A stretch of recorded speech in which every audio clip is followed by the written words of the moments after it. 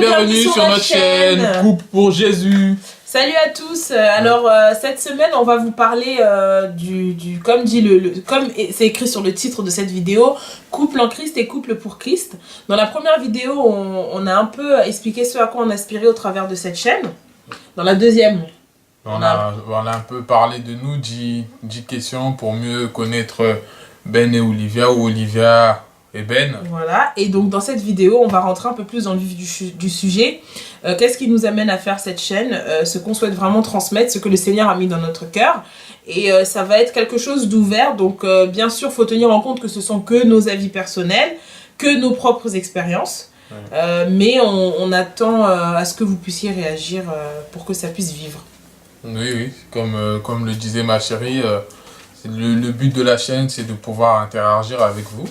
Et donc n'hésitez pas à nous poser des questions, à nous envoyer vos mails. Et aujourd'hui nous allons parler du couple en Jésus et du couple pour Jésus.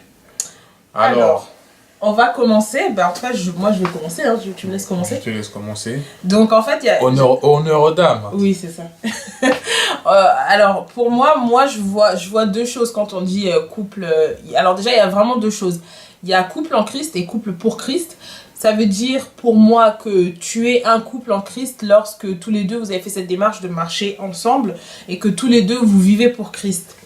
Maintenant, nous, notre chaîne, elle s'appelle Couple pour Christ. Pourquoi? Parce que aujourd'hui, on a décidé de s'engager pour Christ. On vit en Christ et on a décidé de s'engager pour Christ. Oui, parce qu'on peut être un couple en Christ, mais ne pas vivre pour Christ. Malheureusement. Bon, on espère que tout le monde puisse vivre pour Christ, mais la réalité, c'est qu'on peut être un couple en Christ et ne pas forcément être engagé, que ce soit dans un ministère ou même dans la vie de tous les jours, pour Christ ensemble.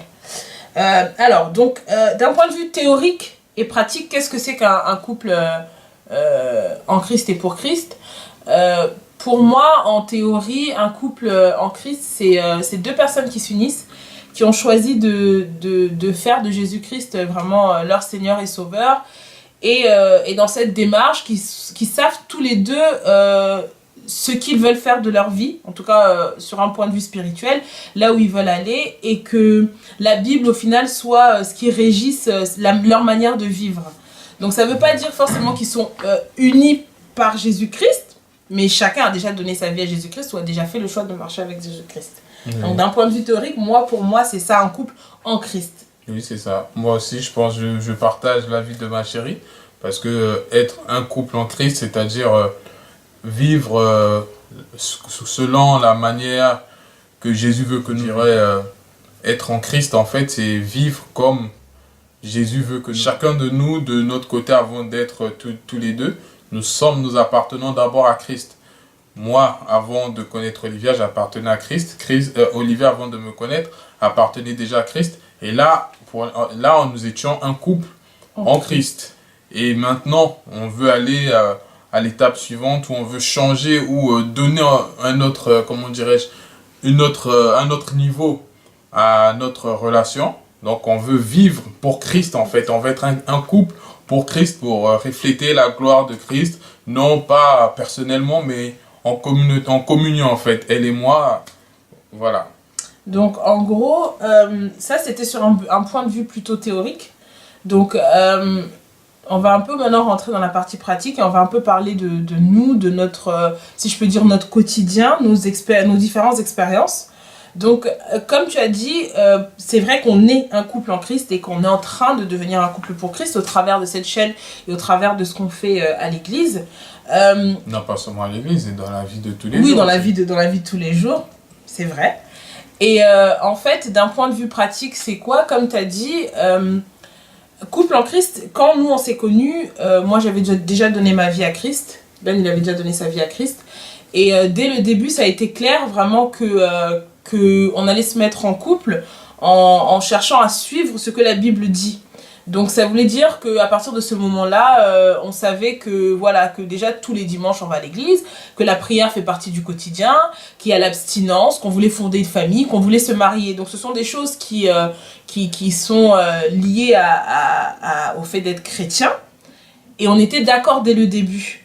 Et aujourd'hui, je pense que que c'est important, si on veut être un couple en Christ, qu'on soit d'accord sur ces choses-là dès le début. Oui, je pense que oui. Je pense qu'au début, on doit toujours, lorsque nous nous rencontrons, l'homme et la femme, chacun de nous a son vécu, chacun de nous a son histoire. Mais lorsqu'on décide de s'unir, je pense qu'il faut savoir dans quelle direction vous allez spirituellement, premièrement, parce que chacun de nous, nous avons reçu une certaine éducation spirituelle dans différents endroits, dans différentes églises, et voir si vraiment nous partageons la même vision des choses, partageons la même vision du couple ou de la vie du couple en étant chrétien ou en attendant d'être marié, quoi. Donc c'est dans ce sens-là que nous évoluons en fait. Donc ce qui est important, je veux dire, si on peut venir ici et partager réellement quelque chose, c'est que dès lors qu'on se met en relation et qu'on veut être un couple en Christ, déjà quand tu as donné ta vie à Jésus, tu sais que ta vie, elle t'appartient plus, elle est vraiment pour Christ. Ce qui veut dire que dans tous tes choix, toutes tes décisions, déjà d'un point de vue vraiment spirituel, tu sais que tu dois t'en remettre à Dieu, tu sais que ce soit pour ton travail, tu peux pas juste postuler et dire j'ai été prise, tu dois d'une manière ou d'une autre chercher à entendre la voix de Dieu. Chercher la volonté de Dieu, sans te couper. Exactement. Donc ce qui veut dire que dans cette suite logique, il y a aussi le fait de grandir et de se mettre en couple et de se poser avec quelqu'un. Après, quand on dit couple en Christ, c'est vrai qu'on va aspirer à ces choses-là, au mariage, à des enfants. Malheureusement, en cours de route, on peut se tromper de personne. Ça, c'est un autre sujet. On débattra de ça prochainement. Mais peu importe, dès lors qu'on est dans cette démarche de se dire qu'on veut se poser ensemble, apprendre à se connaître et chercher à évoluer ensemble, il faut que ce soit fait sur les bases de Christ, en fait. Donc... s'il y a vraiment quelque chose à dire ici, c'est que je pense que dès le début, déjà soi-même, avant même de chercher à se mettre en couple et être un couple en Christ, déjà soi-même, il faut qu'on soit en Christ. De là, je ne veux pas forcément juger ou quoi. Voilà, malheureusement, on est pécheur. Mais je pense que déjà, ta vie doit vraiment aspirer à ces choses-là. Si déjà dans ton cœur, tu n'aspires pas à ces choses-là, soit tu vas faire tomber la personne qui va venir vers toi, soit tu vas la repousser. Ce qui veut dire que votre couple ne sera pas malheureusement en Christ, mais le fait d'avoir un pied dedans, un pied dehors, soit tu vas nuire à l'autre personne, soit ça ne va pas tenir. Donc déjà, je pense qu'il faut, quand on parle de couple en Christ, je pense qu'il faut déjà que soi-même on soit en Christ, réellement on ait fait ce choix, parce qu'aujourd'hui, malheureusement, il y a des personnes qui sont baptisées, mais qui ont toujours un pied dedans, un pied dehors. Et moi, je dirais aussi, par rapport au fait d'être un couple en Christ, je pense qu'avant de se mettre, pour nous qui sommes chrétiens, pour nous qui partageons la foi en Jésus-Christ, il est essentiel ou il est primordial de savoir, de connaître la personne avec laquelle on va se mettre, de connaître sa spiritualité, de savoir si nous partageons les mêmes opinions, les mêmes convictions et nous avons les mêmes croyances. Parce que avant le mariage, on peut s'aimer, mais... si un est chrétien, l'autre n'est pas chrétien, un est appelé à servir Dieu, l'autre n'est pas appelé à servir Dieu, il peut avoir il y aura toujours des conflits d'intérêts. C'est clair, sachant que je pense que dans ce processus d'apprendre à connaître une personne, ce qu'on dit ou ce qu'on veut montrer, surtout au début, c'est pas forcément toujours la vérité. Donc je rejoins ton point de vue quand on dit qu'il faut déjà savoir là où on met les pieds. Et je pense que c'est là où, si toi-même tu n'es pas enraciné en Christ, tu seras facilement détournable. Donc c'est là où je dis vraiment l'importance que sois déjà toi-même en Christ, sois vraiment enraciné, pour que à partir de ce moment-là, même lorsqu'une personne vient te voir, tu arrives à avoir ce discernement et te dire que non, cette personne-là va me perdre mon temps, ou bien oui, cette personne-là, réellement, je sens que spirituellement, elle est là, quoi. Oui, mais il y a une chose, avant de voir le côté spirituel, il faut penser à une chose, c'est le fondement en fait de la foi chrétienne qui est l'amour. Si vous ne vous aimez pas, il n'y a qu'une attirance physique, je pense pas que vous pourrez aller loin parce qu'il n'y aura pas un fondement solide en fait. Et comme on dit, il ne faut pas bâtir sa maison sur du sable. Il ne faut pas bâtir son couple sur du sable ou sur du vent. Il faut bâtir son couple sur le roc qui est Jésus-Christ. Et Jésus-Christ, c'est l'amour, c'est l'amour incarné en fait, quoi. En homme. Donc c'est ça la première des choses. L'amour d'abord, savoir si on s'aime. Et puis après, il y a l'attirance physique. Après, il y a comment on dirait ça? Il y a les croyances, nos us et coutumes, voir comment on veut aller, comment on veut cheminer, comment on veut avancer. Donc c'est un peu ça que je voulais rajouter, si vous me permettez, bien sûr. Je pense que ce qui est le plus difficile quand on aspire à être un couple en Christ, c'est que de nos jours, on vient d'églises différentes, on entend des messages différents, et malheureusement, il y a des messages qui sont vrais et qui sont purs et simples, qui viennent de la Bible, mais il y a aussi des messages qui sont pas forcément, qui sont erronés, il faut le dire clairement. Et donc chacun vient avec ce qu'on lui a appris, comme tu disais. Oui. Ce qui fait qu'aujourd'hui, comme tu dis, on peut se dire chrétien, mais il y a beaucoup de choses qu'on ne partage pas, qu'on ne voit pas pareil, et c'est des choses qu'il faut apprendre à découvrir assez rapidement, parce que c'est pas au moment où on veut vraiment s'engager qu'on va réaliser que ok, on est chrétien, mais il y a beaucoup de choses sur lesquelles nous ne sommes pas d'accord parce qu'on a reçu une éducation différente par rapport à... Voilà. Donc ça aussi, c'est très important. Et je pense qu'il faut beaucoup parler d'avenir. Parce que je pense qu'en posant des questions sur l'avenir à une personne, c'est là où on peut réellement voir ce à quoi cette personne aspire et ce qu'elle a dans son cœur. Parce que comme je disais à l'instant T, une personne peut mentir, elle peut très bien vous mentir. Mais lorsqu'on lui pose des questions sur l'avenir, je pense que c'est assez difficile de donner des bonnes réponses, parce qu'il n'y a pas de bonnes et de mauvaises réponses, juste pour plaire à la personne, parce que vous savez que cette personne a Christ à cœur. Oui, mais il faut aussi, n'oubliez pas de vous appuyer sur le Saint-Esprit, parce que le Saint-Esprit est là pour nous convaincre de la justice et de la vérité. Donc, au-delà de nos sentiments, de nos pensées, de nos questionnements, il ne faut surtout pas hésiter à demander au Saint-Esprit si vraiment telle est la volonté de Dieu, en fait. C'est ça, en fait. Avant de penser à nous, comme on dit, nous en étant chrétiens, nous vivons sous la grâce, nous vivons sous l'autorité de Christ. Et Jésus a toujours voulu être notre ami. Donc, surtout, n'hésitez pas à prier, à demander au Saint-Esprit une direction. Le Saint-Esprit vous guidera dans cette démarche-là. Et il vous aidera, il vous laissera pas. Il ne vous laissera pas. Voilà. Donc là, on a parlé, en fait, si tu veux, des couples qui naissent. Mais d'un point de vue un peu plus pratique, et c'est là où on va parler aussi des couples qui sont déjà... des personnes qui sont déjà ensemble, mais qui aspirent maintenant à être un couple en Christ. C'est-à-dire que je priais de temps en temps, j'allais à l'église de temps en temps, lui priait plus ou un peu moins, et aujourd'hui on aspire à vraiment être un couple en Christ. Tous les deux, on a reçu dans notre cœur qu'on veut être un couple en Christ. Est-ce que tu as quelque chose à dire? Est-ce que tu as quelque chose... Je pense que tout part d'abord de la volonté de Dieu pour nos vies, pour la vie de chacun. Comme on le dit, en ce moment, on est en formation, en préparation pour le mariage. Mais ce qu'on a appris, c'est que il faut avoir une vision. Mais dans un couple, il faut que là où vous allez, chacun participe à l'avancement de l'autre. Le but final, en fait, à la fin de nos vies, ou de ma vie, ou de sa vie, lorsqu'on sera devant le Seigneur nous posera une question, il dira « Qu'est-ce que j'ai fait de ma femme ou qu'est-ce que j'aurais fait de mon mari ?» Est-ce que j'ai aidé ma femme à aller vers sa destinée, ou est-ce que ma femme m'a aidé à aller vers ma destinée, en fait? C'est dans ce sens-là. Lorsqu'on veut vivre pour Christ, comme on dit toujours, Christ est le fondement. Demandez la volonté de Dieu et le Seigneur permettra, il donnera la vision, il donnera les directions, les directives, comment faire. Et je pense que Dieu est au contrôle. De nos jours, il nous parle toujours et il continue toujours à parler aux hommes.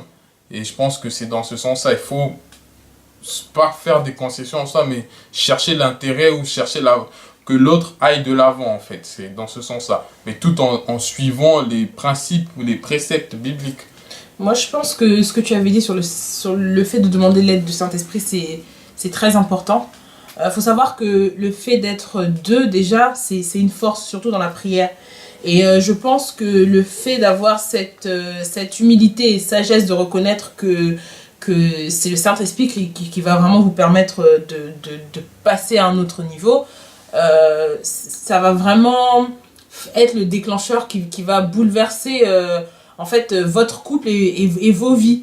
Donc je pense qu'aujourd'hui, si on aspire vraiment à être un couple en Christ, et encore mieux à être un couple pour Christ, il faut savoir se reposer sur le Saint-Esprit, c'est-à-dire que vous êtes deux, vous voulez vraiment faire cette démarche, aller plus loin. La prière en couple, ça aussi on aura l'occasion de faire. On a plein de sujets de vidéos, donc vraiment accrochez-vous. Hein. La prière de couple et vraiment avoir le Saint-Esprit en soi et vraiment se dire que, on sait qu'on n'est pas seul, le Seigneur nous a laissé l'Esprit Saint.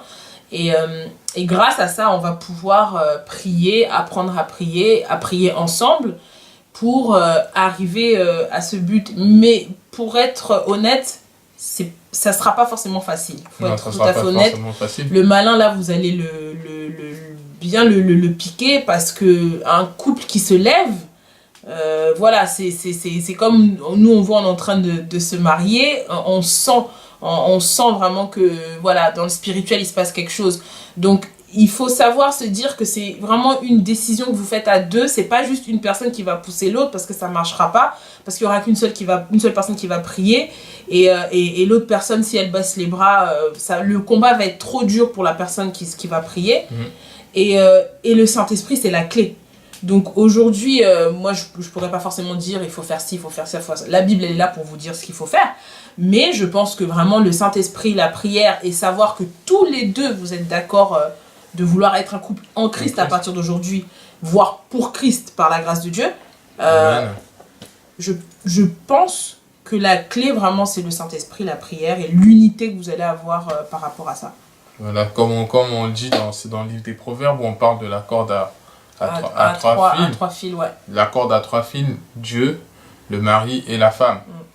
Donc, c'est ça. Et surtout, lorsque vous recevez du Saint-Esprit, chers frères et sœurs, essayez de mettre en pratique la direction que le Saint-Esprit vous donne. Essayez de la suivre, essayez de mettre en pratique, même si c'est pas facile, même si ça va à l'encontre de votre vouloir, de vos besoins. Vraiment, écoutez ce que le Saint-Esprit vous dira, parce que le Saint-Esprit, je pense qu'il est là pour nous conduire, nous accompagner vers le plan parfait de Dieu pour chacune de nos vies, pour le plan parfait de Dieu pour nos couples, pour nos mariages, pour nos familles. Donc voilà, c'est un peu ce que j'avais à rajouter. Chérie, tu as quelque chose à rajouter? Et pour terminer, couple pour Christ. Aujourd'hui, je pense que dès lors qu'on a passé cette étape où on a reconnu qu'on est un couple en Christ, que tous les deux, on veut faire ça ensemble, qu'on marche, c'est une grâce, mais vraiment, je veux motiver une personne, enfin 2 personnes, surtout des couples, à se dire qu'on veut être pour Christ, c'est-à-dire que faire les choses déjà seul, c'est bien, mais je pense que les faire à 2, c'est beaucoup plus fort. Et aujourd'hui, il y a plein de choses. Il y a plein de choses aujourd'hui. Il y a les réseaux sociaux, il y a le fait de servir à l'église en couple, il y a le fait d'évangéliser dans son entourage en couple. Déjà, comme on nous a dit, nous, pendant les cours de préparation, tout couple reconnu, en tout cas dans l'église, même si vous n'êtes pas encore marié, sert déjà de modèle. Et si vous faites le choix d'œuvrer pour Christ, ça veut dire faire le choix que votre couple soit un modèle de ce que Christ fait, des bénédictions de Christ qui sont liées au mariage. Donc, c'est des choses qui peuvent venir, je dirais, c'est petit à petit, mais œuvrer pour Christ, c'est à la portée de tout le monde. On n'est pas spéciaux, on est spéciaux parce qu'on est des enfants de Dieu et il nous a mis à part parce qu'on le sert, mais dans cette communauté que nous sommes aujourd'hui, je pense que tout le monde peut le faire et je veux vraiment motiver des personnes à se dire oui, dans mon entourage, on va servir d'exemple, même si vous n'êtes pas encore mariés, même si ça fait que 2 mois que vous êtes ensemble, dès lors que vous avez choisi de cheminer avec Christ, soyez un exemple dans votre entourage et là déjà vous êtes un couple pour Christ. Donc j'espère qu'on sera plein. Je pense qu'on est déjà pas mal de couples pour Christ, mais j'espère qu'il y en aura encore plus.